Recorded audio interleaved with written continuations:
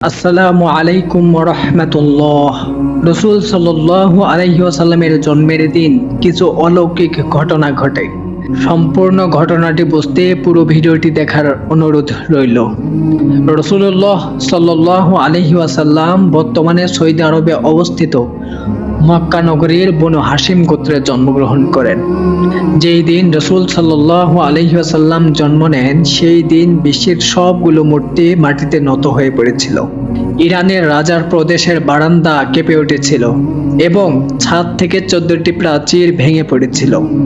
সেই দিন গণকের সব জ্ঞান লুপ্ত হয়ে পড়েছিল এবং জাদুকরদের জাদু অকৃতকার্য হয়ে পড়েছিল। মহানবী হযরত মুহাম্মদ সাল্লাল্লাহু আলাইহি ওয়াসাল্লামের জন্মের সময় শয়তান তার সন্তানদের মধ্যে আর্তনাদ হয়ে ওঠে। ফলে সব শয়তানগুলো তার কাছে এসে বলে, কেন এত পেরেশান উদ্বিগ্ন হয়েছ? তখন বড় শয়তান অর্থাৎ শয়তানের সর্দার বলল, কাল রাতে কি হয়েছিল? রাতের প্রথম থেকেই দেখছি আকাশ এবং জমিনের অবস্থা বদলে যাচ্ছে। ঈসা আলাইহিস সালামের ঊর্ধ্ব আকাশে চলে যাবার পর এত বড় ঘটনা আর ঘটেনি। বড় শয়তান বলল, সবাই চারিদিকে গিয়ে খোঁজ নাও যে আসলে কি ঘটেছে। শয়তানরা চারিদিকে ছড়িয়ে পড়ল এবং ফিরে এসে বলল, কই কিছুই তো দেখলাম না।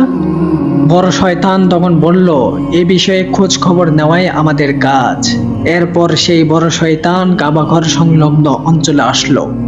সে দেখলো ফেরেশতারা কাবাঘরের চতুর্দিকে ঘিরে রেখেছেন। ফলে সে ঢুকতে চাইলে ফেরেশতারা হুঙ্কার দিয়ে তাকে তাড়িয়ে দিল। ফলে সে সেখান থেকে ফিরে আসলো এবং পরবর্তীতে সে আবার চলে গেল আর চড়ুই পাখির মতো ছোট হয়ে হেরা পর্বতের দিক থেকে সেখানে প্রবেশ করলো। হযরত জিবরাইল আলাইহিস সালাম বললেন, ওহে অভিশপ্ত, ফিরে যা। সে বলল, ওহে জিবরাইল আলাইহিস সালাম, আমার একটা প্রশ্ন আছে, বলো তো আজকে কি ঘটেছে?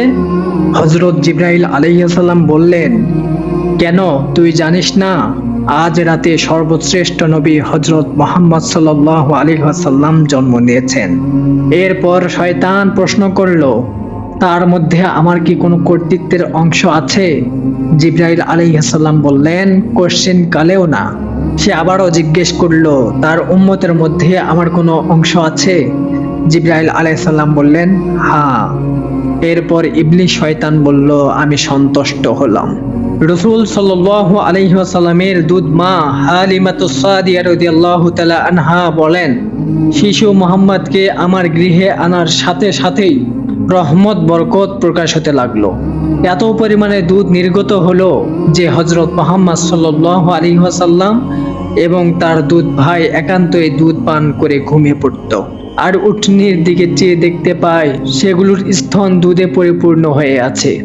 আর সেখান থেকে আমরা দুধ দহন করে সারা রাত কেটে দিলাম। দীর্ঘদিন পর এটাই প্রথম রাত যাতে আমরা তৃপ্তি সহকারে ঘুমাতে পারলাম। আমার স্বামী বললেন, হালিমা, তুমি খুবই একজন ভাগ্যবান শিশু নিয়ে এসেছো। আমি বললাম, আমারও এটাই ধারণা, শিশুটি অত্যন্ত ভাগ্যবান। প্রিয় দর্শক, রাসূল সাল্লাল্লাহু আলাইহি ওয়াসাল্লামের পুরোটা জীবনই ছিল মুআজিজাময়। তবে এসবের কোনোটাই স্থায়ী নয়। তার আসল মুআজিজা হলো মহাগ্রন্থ আল কোরআন, যা মানুষকে হেদায়েতের জন্য অন্ধকার থেকে আলোতে নিয়ে আসে। সুপ্রিয় দর্শক, আজকের ভিডিও এ পর্যন্তই। পরবর্তী ভিডিও পেতে চ্যানেলটি অবশ্যই সাবস্ক্রাইব করে রাখবেন।